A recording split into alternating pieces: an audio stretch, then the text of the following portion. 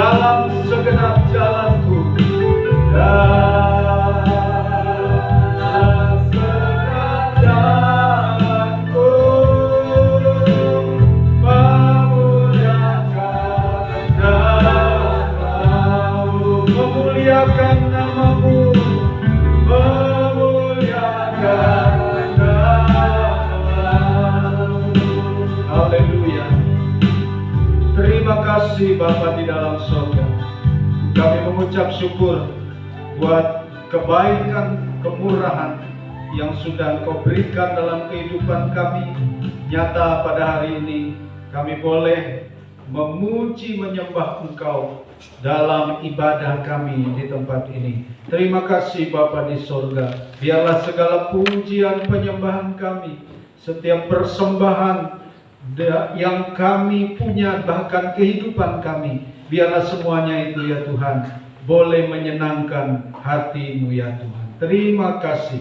Kami mengucap syukur. Kami menyerahkan saat ini, saat dimana kami akan mendengar kebenaran firman Tuhan. Kami mohon tetap pengurapan Tuhan atas kami, agar dengan pengurapan Tuhan kami diberi hikmat marifat, agar dengan pengurapan Tuhan kami boleh diberi pengertian-pengertian, untuk kami boleh memahami dan mengerti, bahkan kami boleh melakukan setiap kehendak-Mu di dalam firman Tuhan.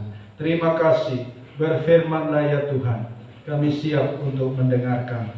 Kami sambut keagungan kebesaran firman-Mu. Dalam nama Tuhan Yesus Kristus kami berdoa dan mengucapkan syukur. Haleluya. Amin. Puji Tuhan. Silakan duduk kembali. Tuhan Yesus memberkati kita sekalian.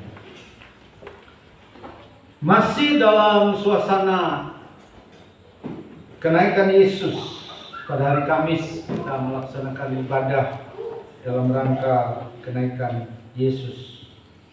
Maka pada kesempatan ini suasana itu masih kita rasakan. Suasana kenaikan Yesus. Haleluya. Maka kita baca dalam KPR Kisah Para Rasul pasal yang ke 1 ayat 4 dan ayat yang ke 12 ya. Puji Tuhan. Kisah Para Rasul pasal 1 ayat 4 sampai ayat 12. Bukan sampai, tapi ayat 4 dan ayat 12 kalau tidak salah itu nanti. Dan nanti Saudari Pio akan membaca untuk kita terlebih dahulu. Ya.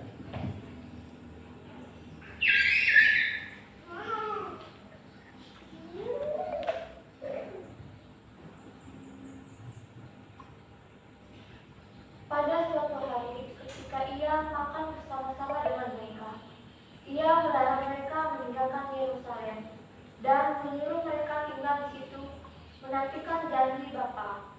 Yang demikian katanya, telah kamu dengar dari Bapakku, Daripadaku, ya, ayat 12.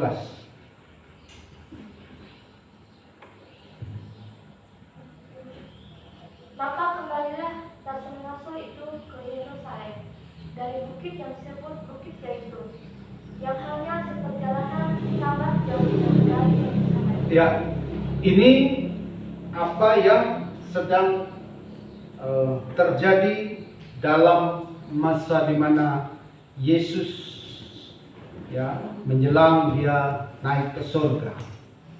Jadi di sini kita boleh melihat dalam pembacaan kita bahwa Yesus memberikan satu pesan kepada murid-murid untuk tidak meninggalkan Yerusalem. Ya. Dan di dalam ayat 12 setelah kenaikan Yesus, ya. Coba slide, setelah kenaikan Yesus, maka murid-murid itu kembali ke Yerusalem. Slide awal, ya. Slide awal. Ya. Nah, setelah kenaikan Yesus, maka murid-murid itu kemudian mendapatkan pesan daripada Tuhan untuk mereka ya, jangan meninggalkan Yerusalem atau tidak meninggalkan Yerusalem. Sehingga murid-murid akhirnya setelah mereka menyaksikan kenaikan Yesus, mereka kemudian pergi ke Yerusalem.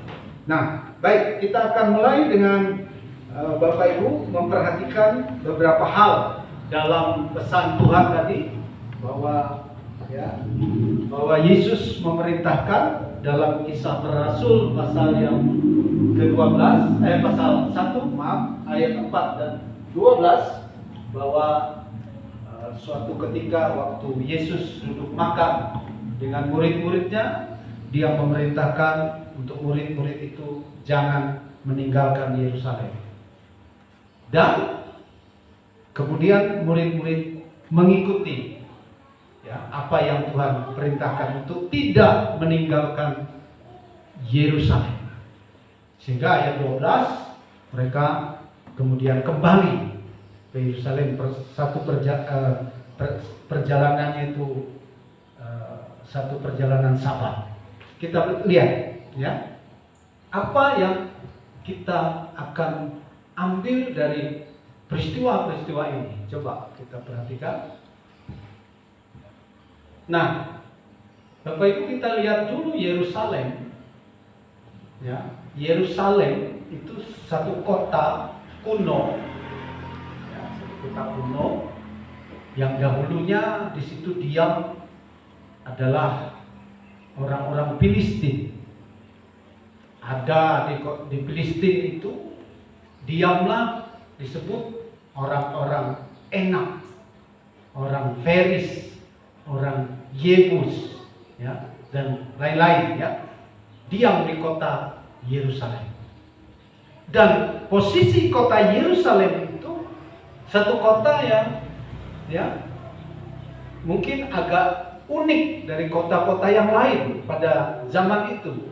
Sebab kota-kota pada zaman itu seperti kita tahu, seperti Mesir, ya, dengan ibu kota kerajaan Mesir itu berada di pinggiran Sungai Nil, gitu.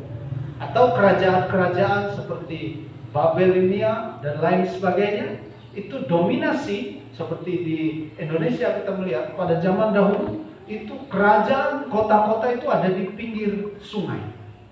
Nah, tetapi Yerusalem ini berada di atas bukit, ya.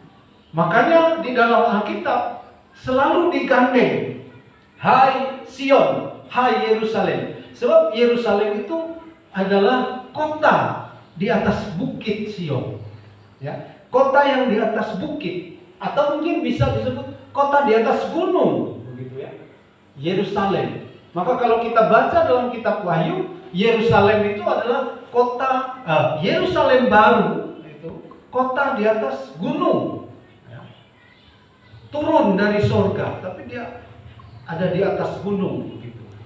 Nah, ini mungkin terjemahan turun dari surga itu yang membuat beberapa ada keyakinan yang meyakini bahwa surga itu atau bumi ini nanti akan menjadi tempat surga.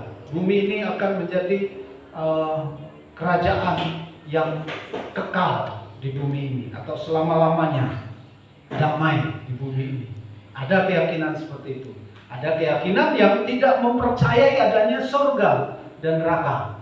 Tetapi kita meyakini, kita sebagai orang percaya sesuai dengan firman Tuhan, kita mempercayai adanya surga, adanya neraka itu yang pasti dan nyata ada itu, ya. Sebab itu ada kehidupan, ada kematian di dunia ini. Ada sakit, ada sehat, ada senang, ada bahagia.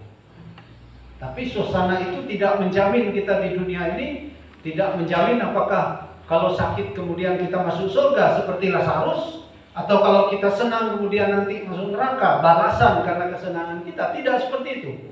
Tapi semua itu bergantung pada kasih karunia Allah yang karena kita mau menerima Tuhan Yesus sebagai juru selamat kita.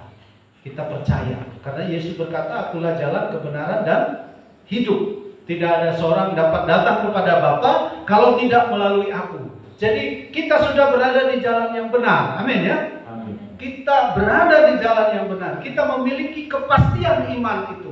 Bahwa kita menjalani hidup ini, kita meyakini satu pribadi, Tuhan Yesus sebagai Tuhan dan Juru Selamat. Keselamatan itu bukan hanya di bumi, tapi sampai keselamatan kekal, sampai di dalam surga. Haleluya. Jadi kota di atas bukit, kota di atas gunung, itulah Yerusalem, itu kota di atas gunung atau bukit Sion. Nah, Yerusalem itu ada dua kata, Yeru dan Salem. Kalau bahasa lain itu Yerusalem atau Salem atau Shalom, ya. Salem, Salom, Raja Salem, Raja Salom. Yeru itu kota, Salem itu damai sejahtera kalau diterjemahkan secara umum begitu ya. Saya tidak memakai istilah bahasa-bahasa asing itu, tapi saya hanya mengutip sedikit. Ada Yerusalem, ada ada Salem, ada Shalom ya. Tapi arti dari Yerusalem itu kota damai sejahtera. Ya, kota damai sejahtera.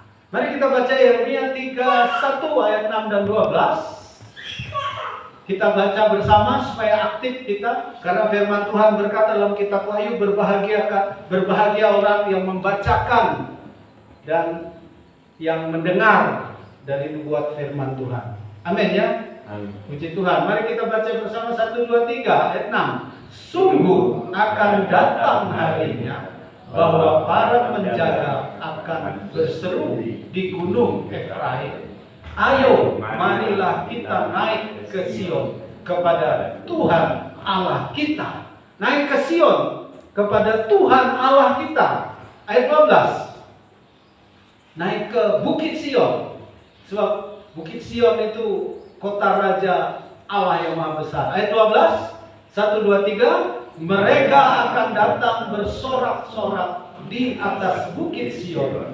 Muka mereka akan berseri-seri karena kebajikan Tuhan, karena gandum, anggur dan minyak, karena anak-anak kambing domba dan lembu sapi. Hidup mereka akan seperti taman yang diairi baik-baik. Mereka tidak akan kembali lagi merana. Amin. Disitu katakan ya, Bukit Sion. Kembali mereka akan datang bersorak-sorak di Bukit Sion. Jadi di Bukit Sion itu ada berkat, ada sukacita, ada damai sejahtera. Bukankah kita memerlukan semua itu? Kita perlu ada berkat, ada sukacita, ada damai. Amin, Bapak Ibu. Amin. Ya, kita perlu itu. Karena itu kita minta kepada Tuhan, kita berdoa kepada Tuhan, kita percaya. Hanya kadang-kadang Tuhan izinkan kita ya mengalami masa di mana kita kekurangan, masa di mana kita sakit, masa di mana kita merana, berduka dan lain sebagainya. Tuhan izinkan dalam hidup kita. Tapi Tuhan berjanji mereka tidak akan kembali merana lagi. Amin. Amin. Di dalam Tuhan kita tidak akan merana. Katakan, kita tidak merana. Kita tidak akan merana. Amin. Haleluya. Puji Tuhan. Ayo kembali ke slide tadi. Bahwa Yerusalem, kenapa Tuhan suruh murid-murid tinggal di Yerusalem? Tapi apakah Yerusalem kemudian menjadi tempat di bumi ini yang kemudian menjadi tempat sucinya tiga agama di dunia ini? Ya, ada Kristen, ada Yahudi dulu, lalu Kristen, lalu Muslim. Ya. Tempat suci tiga agama. Kalau Yahudi wajar, dia keturunan, dia ada di situ, dia tempat perjanjian yang Tuhan janjikan bagi mereka, ya, bagi orang-orang Yahudi. Tapi apakah tinggal di Yerusalem itu kemudian bagi murid-murid ada satu makna, ada satu tujuan? Jangan meninggalkan Yerusalem. Lalu bagi kita apa makna dari perintah itu? Ibrani 12 ayat 22 sampai 24. Nanti Pio membaca dengan cepat ya, dengan baik di sini. Ya, ayat 22. Tetapi kamu sudah datang ke Bukit Sion, ke kota Allah yang hidup, Yerusalem surgawi, dan kepada beribu-ribu malaikat, suatu kumpulan yang meriah. Nah, di sini jelas ya, di sini bahwa kamu sudah datang ke Bukit Sion. Lalu datang ke Bukit Sion dikatakan ke kota Allah yang hidup. Itu kota Allah yang hidup, Yerusalem surgawi. Kalau tadi Bukit Sion, kalau tadi Yerusalem yang di bumi ini memang Tuhan memang ya berkenan ada di situ. Tapi sekarang bagi kita bukan lagi Yerusalem yang ada di sana, tapi Yerusalem surgawi. Ya. Kamu sudah datang ke Bukit Sion, ke kota Allah yang hidup, Yerusalem surgawi. Berarti kalau Yerusalem surgawi bukan Yerusalem yang ada di Israel sana, di bumi ini. Ya. Tapi datang ke Yerusalem surgawi, ke Bukit Sion, Yerusalem surgawi, kepada beribu-ribu malaikat, suatu kumpulan yang meriah. Kapan kita datang itu? Ya, kita baca dulu, lanjut. Ayat 23. Dan kepada jemaat anak-anak sulung yang namanya terdaftar di surga, dan kepada Allah yang menghakimi semua orang, dan kepada roh-roh orang benar yang telah menjadi sempurna. Nah, di sini dipertegas bahwa datang ke Bukit Sion, datang ke Yerusalem, kita datang itu datang kepada jemaat anak-anak sulung. Berarti ini ada artinya, ada makna rohani yang namanya terdaftar di sorga. Yang namanya terdaftar di sorga. Tuhan Yesus berkata, jangan kamu bangga, ya. Iblis, setan-setan itu tunduk kepadamu, takluk kepadamu, kepada murid-murid 70 murid. Tapi berbahagialah, banggalah kalau namamu terdaftar di surga. Ya. Jadi terdaftar nama di surga itu satu kebahagiaan. Kalau kita ini terdaftar sebagai penduduk Indonesia, penduduk satu daerah di mana kita ada. Ya. Ya, bagaimanapun kita bangga sebagai penduduk Indonesia ini, warga negara Indonesia. Ya, walaupun bangsa Indonesia ini belum bangsa yang maju, kita bangga. Tapi kalau kita ini disebut warga kerajaan surga, itu kebanggaan yang luar biasa. Betapa bangganya kita kalau kita ini menjadi warga kerajaan surga. Dan kalau kita warga kerajaan surga, nama kita terdaftar di surga. Berbahagialah kalau namamu terdaftar di surga. Begitu kata Tuhan kepada murid-muridnya. Haleluya. Nama terdaftar di surga, kepada Allah yang menghakimi semua orang, kepada roh-roh orang benar yang telah menjadi sempurna. Ini satu himpunan. Ya, kepada. Begitu ya. Kita sudah datang ke situ secara rohani. Kita datang ke Sion. Ketika kita menjadi jemaat anak-anak sulung, ketika nama kita terdaftar di sorga, ketika kita datang kepada Allah yang hidup di dalam Yesus Kristus, kepada persekutuan orang benar, bahkan roh-roh yang orang yang sudah menjadi sempurna. Lanjut. Ayat 24.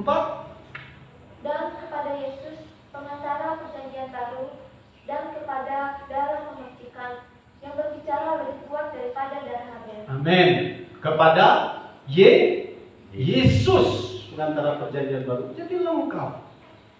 Datang ke Sion itu datang kepada Yesus. Datang ke Sion itu datang untuk menjadi kumpulan himpunan besar yang sempurna. Datang kepada Allah, datang kepada malaikat, datang kepada roh-roh orang benar, datang kepada jemaat anak sulung. Jadi Bapak Ibu Saudara-saudara, kita yang datang beribadah, itu berarti kita tinggal di Yerusalem. Kita datang ke Sion. Mari naik ke gunung Allah Yakub. Itulah gunung Sion atau bukit Sion.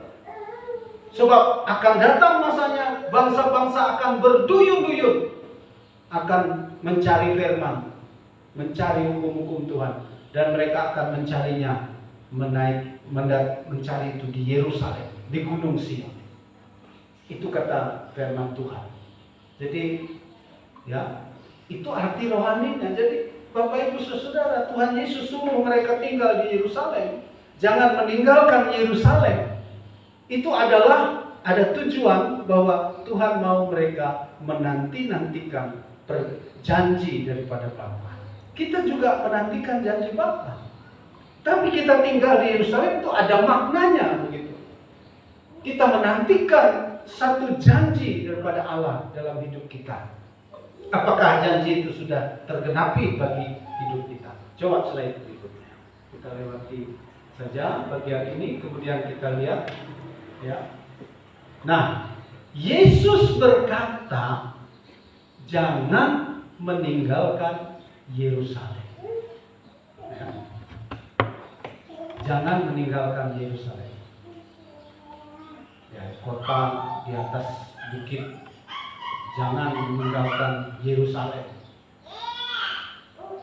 Ini adalah pesan Tuhan kepada murid-murid supaya mereka jangan meninggalkan Yerusalem. Kembali dipertegas dalam kitab Mazmur pasal 135 ayat 21. Kita baca bersama-sama. 1, 2, 3. Terpujilah Tuhan dari Sion, Dia yang diam di Yerusalem. Haleluya. Amin. Amin. Kenapa jangan tinggalkan Yerusalem? Karena diam di sana, ya. Di Yerusalem itu Tuhan Allah yang bertahta, yang berdiam di Yerusalem. Kenapa Tuhan suruh murid-murid diam di Yerusalem menanti janji Bapa? Kenapa ini ada maknanya bagi kita, makna rohaninya, supaya kita selalu diam di Yerusalem, supaya kita mendekat kepada Allah Tuhan yang terpuji sangat itu. Ya. Ada lagu anak-anak dulu, zaman dulu, tapi bukan lagu anak-anak saja, lagu umum zaman dulu. Ya. Di mana itu lagu? Bukit Sion itu elok, kesukaannya Allah. Di utara adalah negeri Raja yang maha besar. Besarlah Tuhan. Nah, begitu lagu. Besarlah Tuhan. Begitu lagu dulu. Ya. Dan Allah Tuhan, ya, di Sion, Dia yang diam di Yerusalem. Makanya jangan tinggalkan Yerusalem menanti janji Bapa, sebab Bapa akan diam di situ dan Bapa akan menggenapi firman-Nya di situ di Yerusalem. Dan dunia ini seringkali ada pengaruh besar, ada perubahan besar, seperti berpusat di Yerusalem. Dulu pada waktu Raja Salomo menjadi raja, Yerusalem itu menjadi pusat kerajaan damai. Dan semua kerajaan itu datang. Dan itu damai, tidak ada peperangan zaman Raja Salomo. Tidak ada perang. Ya. Itu betul-betul kedamaian. Bahkan pada waktu Raja Salomo, kejayaan dan kemewahan yang luar biasa. Ya. Sehingga kerajaan-kerajaan itu datang memberi persembahan-persembahan dan seterusnya, ya, kepada datang untuk mendengarkan hikmat Raja Salomo. Itu yang terjadi, yang kita tahu di dalam sejarahnya, bagaimana Yerusalem menjadi pusat. Dan ada satu hal yang menjadi tradisi, kebiasaan, bahkan menjadi maklumat, ultimatum di seluruh negeri-negeri di permukaan bumi pada waktu itu, bahwa siapa saja yang berdoa, siapa saja yang meminta kepada Tuhan, orang Israel yang pergi ke seluruh ke mana saja di muka bumi, bahkan bangsa-bangsa yang berkiblat ke Yerusalem. Jadi kiblat doa itu ke Yerusalem dulu begitu. Nah sekarang dari zaman raja-raja, Raja Daud, terus Salomo, terus sampai ke zaman Yesus, terus sampai ke sekarang ini, Yerusalem selalu menjadi pemicu hal-hal, entah apa itu. Entah itu kebaikan, entah itu peperangan, selalu terjadi. Dan persoalannya ada di situ. Pemicunya ada di situ. Ya, tahun lalu kita menyaksikan satu peristiwa yang begitu dahsyat, di mana orang-orang Israel dalam suatu pesta perayaan, mereka ada di tempat dekat perbatasan.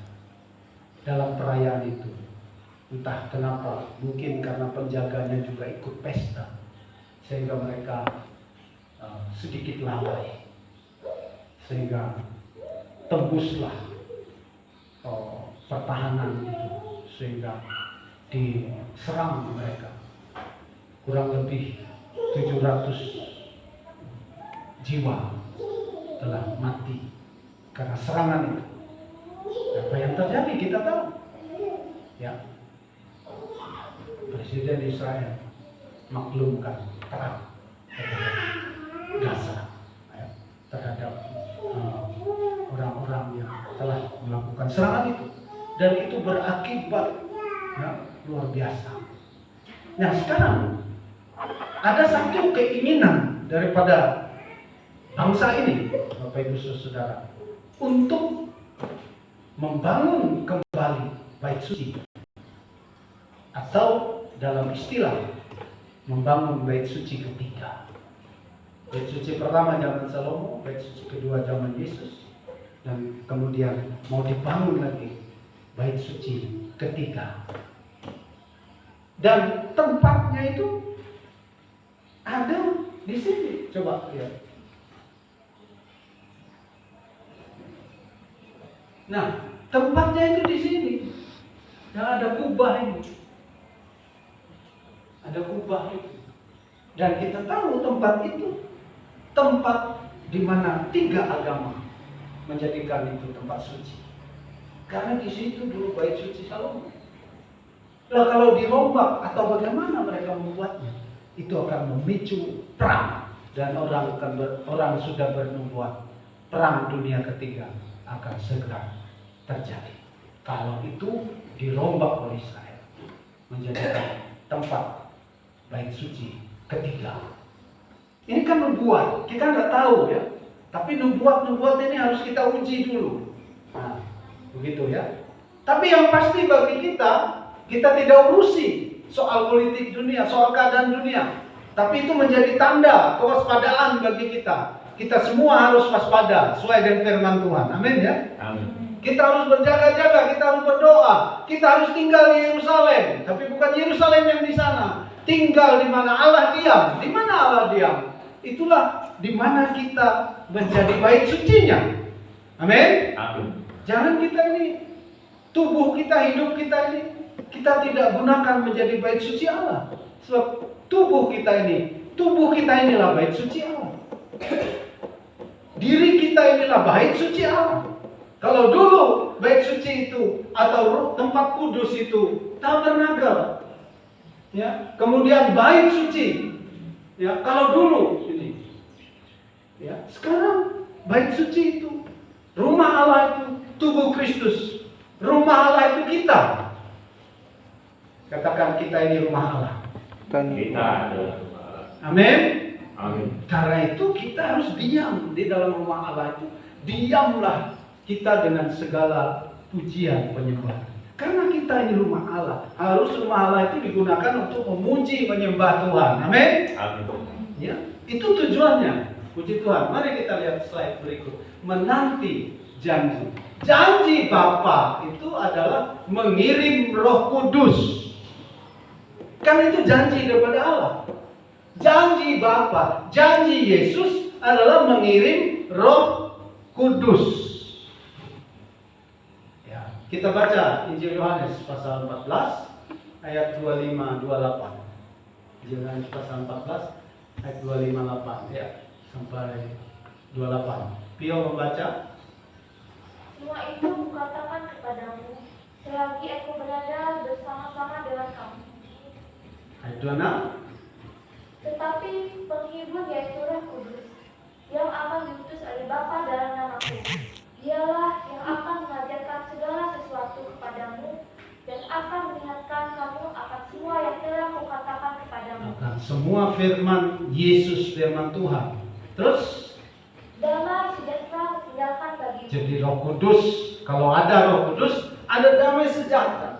Kutinggalkan bagimu damai sejahtera lebih dari apapun dalam hidup kita. Sekarang kalau kita hidup ini, apa yang susah dalam hidup ini? Apa yang menjadi beban? Apa yang menjadi kesukaan kita, kesenangan kita? Apa yang menjadi pemikat kita dalam hidup ini? Apa yang membuat mengalihkan perhatian kita? Sebab kalau ada Roh Kudus, itu ada damai sejahtera. Kalau ada damai sejahtera, di situ tumbuh kebenaran, di situ ada berkat, di situ ada kehidupan. Amin.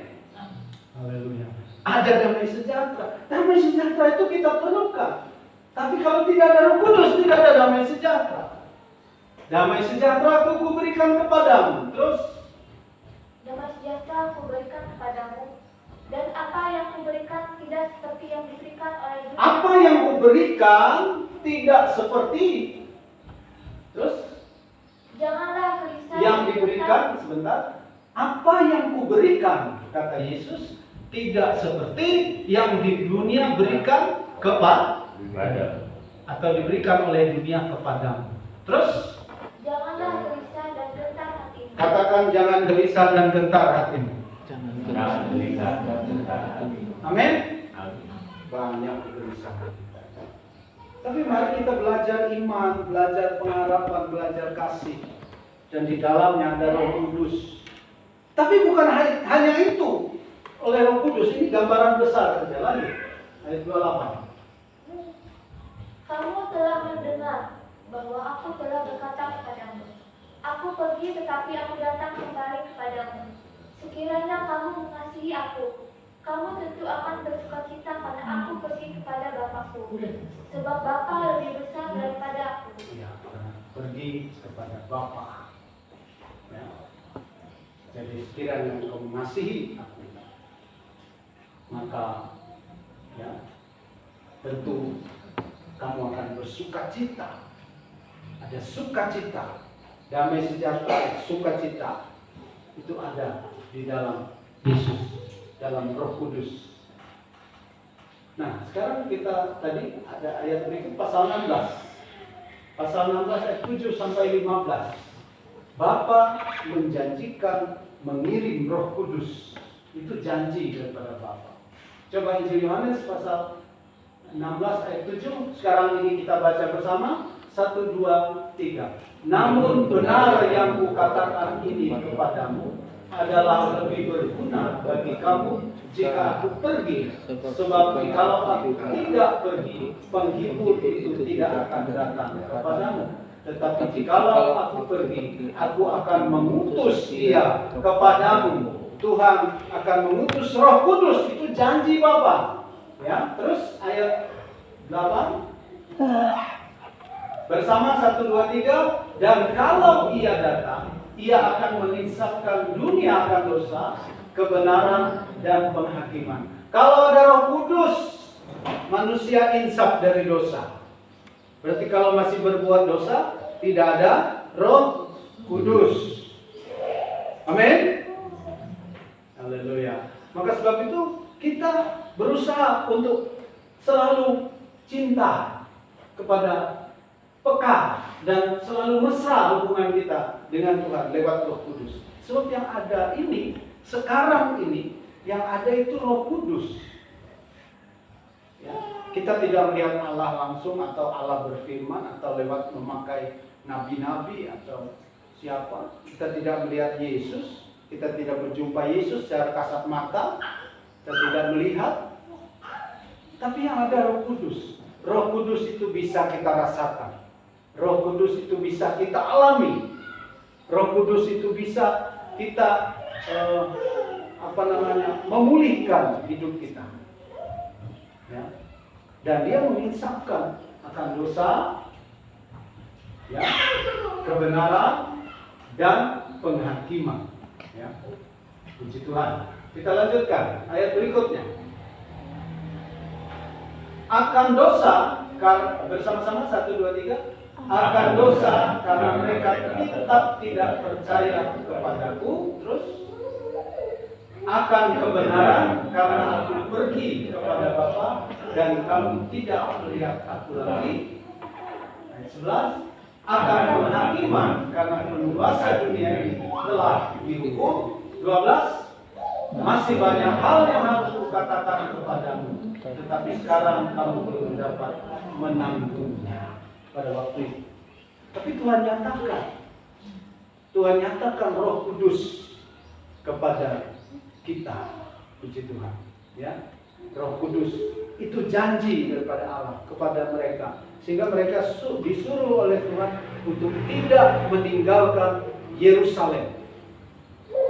Perintah untuk tidak meninggalkan Yerusalem diikuti oleh murid-muridnya. Maka slide terakhir, ya, perintah untuk tidak meninggalkan Yerusalem itu dituruti oleh para murid. Ya.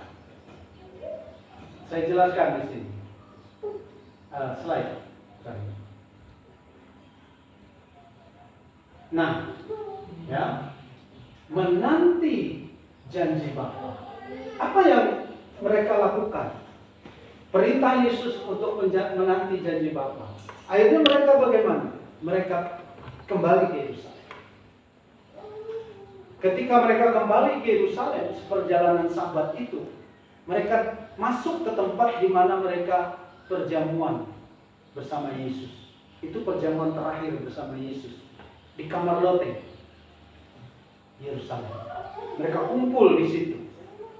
Itu menjadi seperti base camp Yesus selama dengan muridnya, tapi juga menjadi base camp murid-murid ketika disuruh jangan meninggalkan Yerusalem. Mereka menanti janji Bapa itu di kamar loteng Yerusalem. Murid-murid itu ada Petrus, Yohanes. Petrus itu yang paling tua, Yohanes itu yang paling muda. Ada Yakobus, yang lain-lain semua. 11 murid itu. Dikatakan ada perempuan-perempuan, ya, yang bersama-sama di situ, tinggal di situ. Dan, ya, tadi saya mengatakan tidak meninggalkan Yerusalem. Ya, kita sudah melihat, ya, kenapa alasan Yerusalem menjadi tempat yang begitu Tuhan sukai. Dan sebelumnya kita juga membaca bagaimana Yesus menangisi Yerusalem. Seperti Yerusalem ini dicintai Tuhan, Yerusalem dikasihi Tuhan. Yerusalem itu adalah perempuan merdeka. Yerusalem itu adalah anak perjanjian. Yerusalem itu adalah mempelai Tuhan. Yerusalem itu adalah satu kumpulan, himpunan besar. Jadi anak-anak sulung jemaat Allah yang hidup, itulah mempelai Tuhan. Jadi kita semua ini harus tinggal di Yerusalem, menjadi baik Tuhan, baik suci yang kudus. Haleluya dalam hidup kita. Untuk terus menaikkan pujian penyembahan. Walaupun Tuhan Yesus berkata, akan tiba waktunya penyembah-penyembah benar, bukan menyembah di Yerusalem, menyembah Allah di Yerusalem tapi menyembah dalam roh dan kebenaran. Maka dalam roh dan kebenaran berarti digenapi oleh Tuhan. Dia mengirimkan Roh Kudus supaya kita hidup dalam roh dan kebenaran. Amin. Itu penyembah benar. Karena Roh Kudus akan membawa kepada firman, mengingatkan kita apa yang Tuhan Yesus katakan. Dia memastikan supaya iman kita tetap dalam jalur yang benar. Itulah fungsi Roh Kudus dalam hidup kita. Jadi bukan hanya berkat, bukan hanya sukacita, damai sejahtera, tapi memastikan kita pada jalur yang benar dalam pengikutan kita kepada Tuhan. Tidak sesat, tidak menyimpang, tidak asal-asalan. Amin. Amin. Ikut Tuhan tidak asal-asalan. Dan mereka di situ berdoa, Bapak Ibu Saudara. Mereka berdoa. Dan janji Tuhan digenapi nanti pada hari ini. Hari apa itu? Hari Pentakosta, hari Minggu depan. Ya, hari Minggu depan. Hari Pentakosta. Hari ke-50. 10 hari setelah Yesus naik ke surga. Digenapi. 10 hari lama tidak? Kalau kita sakit 10 hari itu lama. Ya. Kalau kita sedang sakit 10 hari itu lama. Ya. Kalau kita menunggu 10 hari itu lama. Haleluya. Tapi kalau kita lagi senang, kita lagi diberkati, 10 hari itu sebentar. Kita pergi ke tamasya, kita pergi jalan-jalan, kita senang, 10 hari sebentar. Ya. Tapi kalau lagi susah, 10 hari itu lama. Jangankan 10 hari, suatu hari aja, begitu rasanya, membosankan, lama. Kita kapan yang berlalu hari, ku nantikan janji Tuhan. Kok tidak datang-datang? 10 hari. Mereka menanti tetap setia. Apa yang mereka lakukan? Berdoa bersama-sama. Makanya kita di gereja ini kan berdoa bersama-sama. Maka sebab itu persekutuan itu penting. Karena tadi orang-orang rohani itu satu jemaat kumpulan orang-orang anak-anak sulung. Jemaat anak-anak sulung. Satu kumpulan besar. Himpunan. Saat kita beribadah, saat kita memuji Tuhan. Bersama kita ada para malaikat. Amin. Amin. Dan itu kumpulan, satu himpunan. Kalau kita tidak terbiasa dalam himpunan ini, bagaimana mau masuk surga?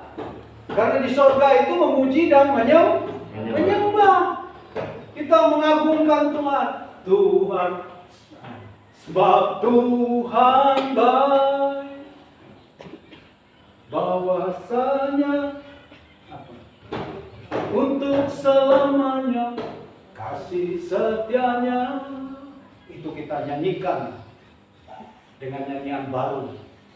Kita berkata haleluya dengan gemuruh di dalam surga.